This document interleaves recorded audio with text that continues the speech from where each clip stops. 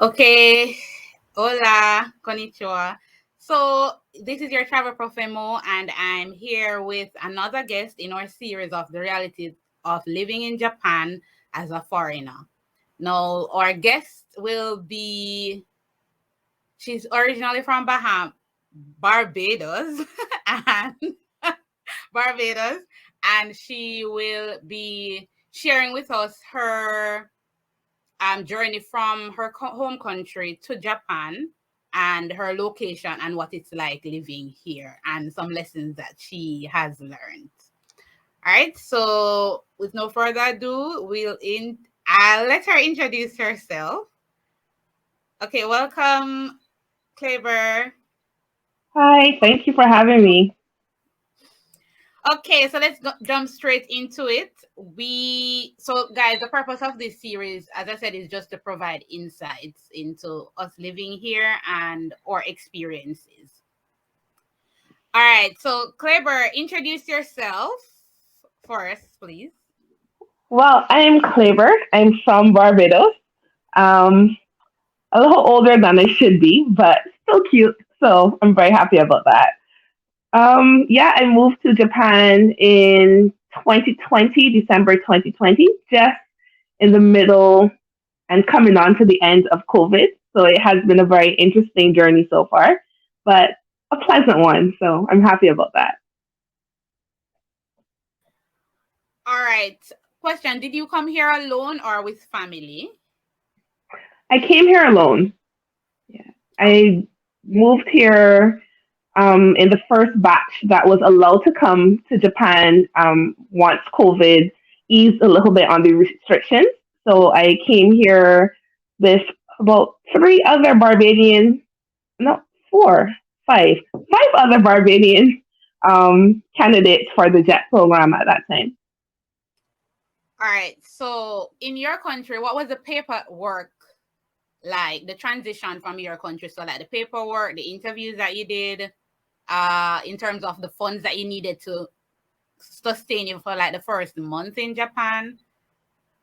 Yeah, so tell us about that process. So the process to come to Japan, I started in December 2019. That's when the interviews, the applications were open. And then we started the interview process 2 months later, and we did two interviews. Usually you go before a panel of about five persons. They give you a little interview, see how comfortable you are with, moving to a foreign country, how you expect your experience to be, what you think you can bring to the job. And luckily, I passed on my first interview and I made it to the cut. It was very competitive in Barbados because there are only a few spaces and it's so many applicants every year. So I was very fortunate to get in when I did. Unfortunately, COVID came, so we weren't able to leave when we were scheduled. We were pushed back by a year and 3 months before we were able to come to Japan. Paperwork, we had to get quite a bit of paperwork, medical work done, COVID testing, transcripts of your university, the required documents to enter to Japan that the government asks that you have for traveling and immigration.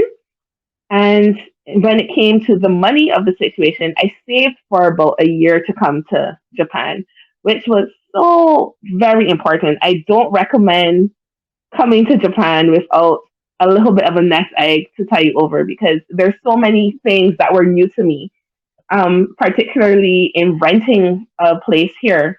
I'm stationed in Tokushima. I'm in one of the Inakas. And we have, I guess you do this in all areas of Japan as well, but you have something called key money, which was new to me because we don't have that in the Caribbean, which is just an additional cost on top of what you're actually renting and your first and last month's rent. So that was interesting. I also purchased my car when I got here because as I'm stationed in the Anakas, I have three at the time. I had three schools, so getting around to my schools was a little bit difficult on public transportation. So we were encouraged to get a vehicle, which was also a requirement for my posting where I'm posted in Anan. So it was quite expensive to first come here. I think it's something like 3,000 Barbados dollars, which is about 150. No, I'm wrong. I'm thinking again. But in US, it's a roughly around 1,500 US dollars in the initial cost just to and rent an apartment and do the initial of setting up. And then whatever else my car cost at that time. So my first couple of months in Japan was a struggle. I haven't been on a struggle bus for a while, but it definitely was a struggle moving my life here. Yeah, I had a similar experience because I too had to get a car. But okay, so for accommodation, Hmm. how was that process? Did your school help you? Uh, was it that you had to get everything for the apartment yourself? You had to buy things for the apartment, or is it that it came with some things like a refrigerator or washing machine and all of those things? And also, yeah, So for us, we were lucky in that our BOE was able to secure housing for us, but they had a little bit of a difficult time because of COVID. The apartments that were usually used by our BOE were rented out as there were no ALTs in our area for almost 2 years. So we had a little bit of a difficult time, but I was lucky in that the previous ALT had left quite a bit of furniture in the apartment. And what I did not have, my BOE was able to provide for me because I didn't have a fridge in my apartment or a stovetop in my apartment. So my BOE actually provided that. The only things I had to provide for myself was a new mattress for my bed, um, everything else I use, like sheets and so on, plates. But the big furniture was already situated here. okay, so you got support, so that's good. And We did, thankfully. yeah. So It would be really hard. Sorry, go ahead. no, continue. Oh, I was saying it would be really hard to move here to Japan without the support of my board of education because they provide language support as well as assistance in knowing where to go. And I was fortunate in that our supervisors were with us for most of everything that we had to do, from setting up a bank account to organizing a liaison with the real estate agent. So we were very fortunate with our BOE. That's what I was going to ask you about next in terms of the setting up of your bank account. So, all right, when you moved here, right? In terms of going to the city hall, how was Yes, that? Do you remember that process I before you? do. It was very easy for us because our board of education is in the city hall. So our first day of work, we just had to go downstairs to the city hall. What's that word called? Hub of activity. I don't know. I can't remember what that word is right now. But the hub of activity for the city hall, which dealt with registration and identification cards. So we were able to get our identification cards sorted. The entire process took roughly about 30 minutes because our supervisor was able to fill in the documents for us. So that went pretty smoothly. The bank account, on the other hand, was an all day activity because we also had to convert the money that I bought from Barbados and the US into Japanese yen, open up the account, verify documentation. So it took a little bit of a process. I remember thinking in Barbados it takes roughly 10 minutes to set up a bank account, but Japan is very thorough when it comes to setting up that bank account. Yes, that is so true. So, guys, you need to walk with cash. Ensure that you have enough cash to sustain you for the first month. Yeah, I because recommend cash over card as well because I found out the hard way that even though my card was um, activated for international use, there are a lot of places in Japan that will not accept card. I had to pay cash for renting my apartment. So I would recommend bring initial living costs in cash, anything extra on the card because even though Japan has progressed to the point where cards are accepted in most establishments, they do prefer cash over card. So cash always is best advice when you're moving here. yes, so cash is king in Japan. It's a cash society. And Yeah, also, with regards to cash, the I lose my train of thought. Usually for cash for in the Inaka, with Inaka, which means countryside, yeah, you don't have a lot of ATMs and ATMs that actually accept international cards. So yeah. that's a challenge that you might encounter if it is that you're in that area. Here in Tokushima, you can get international ATMs at all the 7-Elevens or any convenience. So it's pretty convenient with that regard.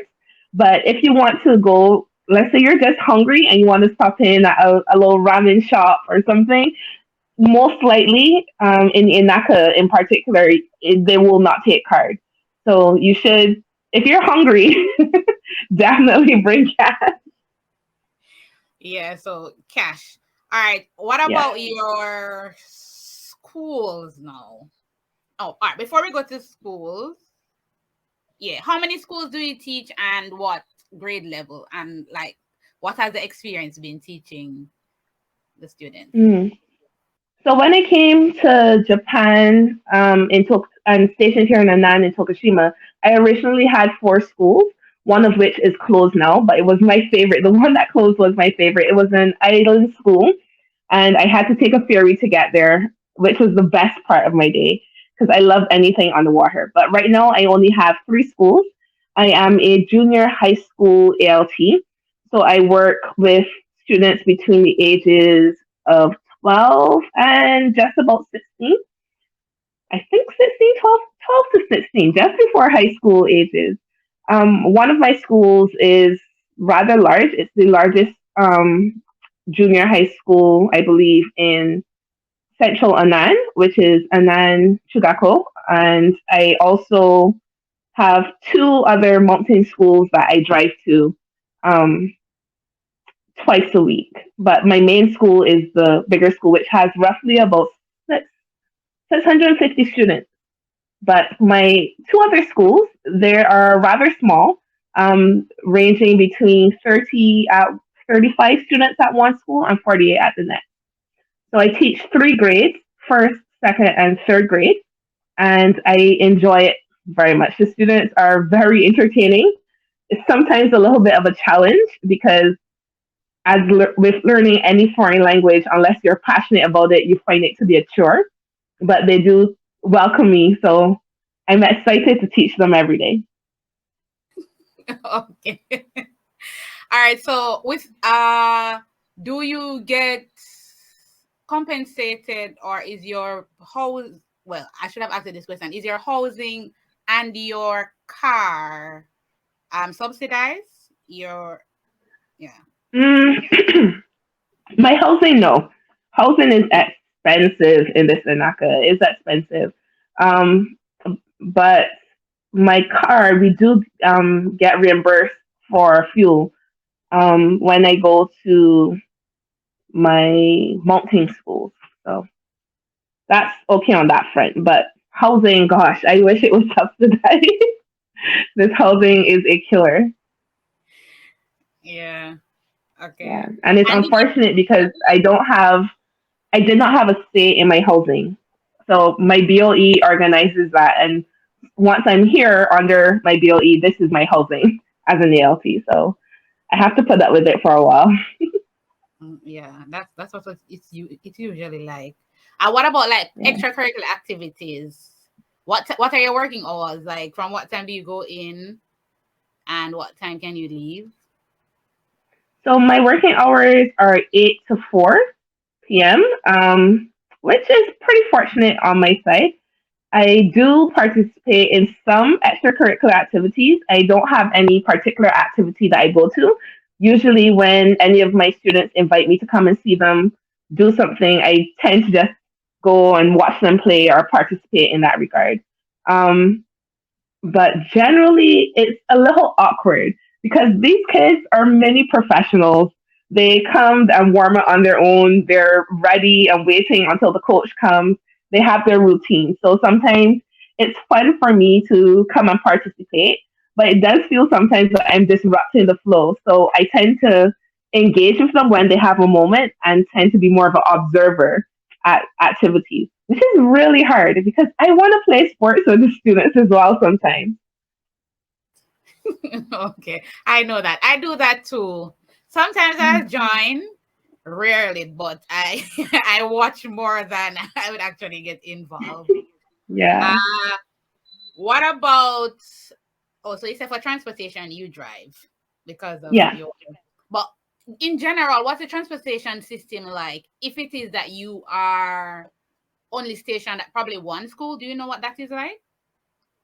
Bus So system? I had a little issue with my license when I got here.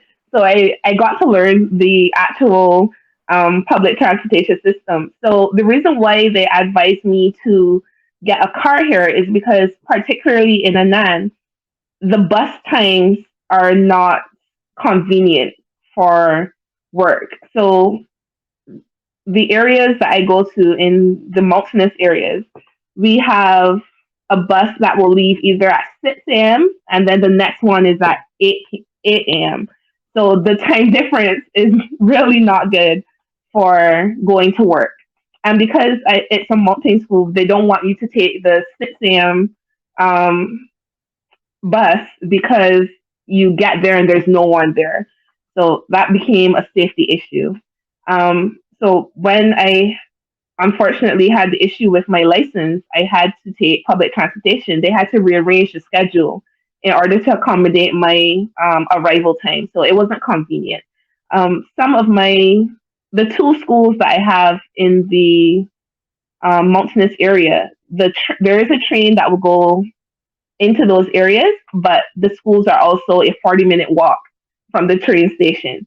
So it's a little crazy balance for public transportation, but it is doable. If you have to, it is doable. It's just that the times are inconvenient for my Japanese teachers. Mm, okay. Similar experience with Yeah. the bus and the train system for me. Uh what about accessing health services? What's that like as a foreigner here? Like the dentist, I if you've ever gone to one, or doctor visit, that kind of a thing. So I haven't been to the dentist here as yet. That's on my to-do list. But I have been to the doctor more times than I can count because I am a little bit accident prone. And what has happened in Japan is I've now developed an allergy to dust of all things.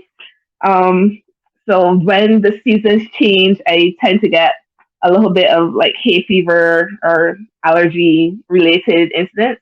And I also fractured my arm earlier this year while I was at work. I fell playing with some kids.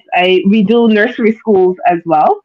So I was playing with some kids. I slipped and trying to avoid falling on the kids. I ended up falling on my arm and I fractured it in two places. And so I got to know the healthcare system pretty intimately while I was here earlier this year. It was efficient.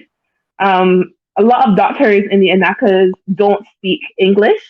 So my supervisor got more of me than she needed to at the time because she was with me every step of the way. The doctors were helpful. They gave me pain medication. It was hard at first because you're a little confused, not knowing what's happening when everyone's talking about you and you're in pain. But they were very helpful, very kind. It was a little expensive. I saw the bill for it. It was roughly 60,000 yen, I think, for the fracture. But because I got injured on the job, my insurance and my board of education took care of that. So I didn't see any costs from that except for my medication costs. So I will say, once you have insurance here, it's very efficient system. And as a ALT, you are covered under insurance by both your BOE and the Clear program. So I would recommend, don't get hurt, but if you do, don't panic. It's doable here. Okay, nice. I didn't know about the. I wasn't sure about the BOE, but I know that once we're on the job, because I guess it depends on Yeah. the So level of the system you're working. I think it varies on a BOE situation. So Mm. my BOE, because I got injured in front of my supervisor while doing work at the job, they took care of it as a work related incident. But I have heard of instances with other ALTs who have been injured, but it was on them and not covered by their BOE because of how their contract is set up. So when you are hired to work as a JET or ALT, each contract varies depending on where you're situated. So I just happen to be lucky that my BOE felt my pain. And All right, so we're wrapping up. So see, guys, mm, everybody's situation is different. So it's not like a yeah, one size or one situation or one rule for everybody. It just depends on the prefecture that you're in, and also the type of ALT, whether you're a municipal ALT or a prefectural ALT. prefectural, yeah. So there are a lot of things, intricacies that we don't really know before coming here, because I did not know all of this until I got here. So Yeah. yeah, I you should will check say out. read your contract. Read your contract and read all the materials that they give you during orientation. It may Yes, seem like a lot, but they're so helpful to knowing what you can and can't do here. yes, that is so true. All right, so we're gonna wrap up. Tell me. So these are just some general questions. What's one thing that you've learned, or some things that you've learned, living in Japan, and maybe a mindset you think foreigners should have coming here to live Mm. and work? I think when you're moving to Japan, you see Japan on television, you watch it on anime, and you develop an idea about Japan. Leave that idea at home and come very open minded to Japan. The people are so friendly. They will welcome you. They're encouraging of you to learn and embrace their culture. And one thing I have noticed is that you can't do that with a preconceived notion of what Japan is. You need to come very open hearted and open minded into this situation. And one thing I have learned is to be a little bit more tolerant of how people approach me because a lot of the times it's out of curiosity. I am extremely different from what some people here are accustomed to seeing on a day to day basis. And especially after a long period of COVID, it was a lot of curiosity about me. So I've learned to be more accepting of people as they approach me and to take that in the light that they come to me with open hearted curiosity. And it's welcomed now. Before I was a little apprehensive, but now I welcome everyone who engages with me now. So be open minded and open hearted. Okay, good. And what's one thing that you would probably take from Japan to your home country? One thing we'll take from Japan to my home country, efficiency. Mhm. Work dealing with government agencies here is so nice. It's so nice and so efficient. And I will leave fax machines in Japan, but everything else in dealing with the government, I would take for sure. Okay, thank you so much for joining us. So if you have any comments, guys, you can leave it in the comment section. We will respond to them as best as we possibly can. And remember to share this video, like, and subscribe, hit that notification bell so you never miss an update. And remember, this is a series. So we'll be having different persons from different parts of Japan in different prefectures that will be sharing their experience so you can know how to better make a more informed decision in coming to Japan and the things that you need to get here. So remember, she said, be open-minded and open-hearted. Okay? Yeah. All right. Bye. Bye. Blessings. Thank you for having me.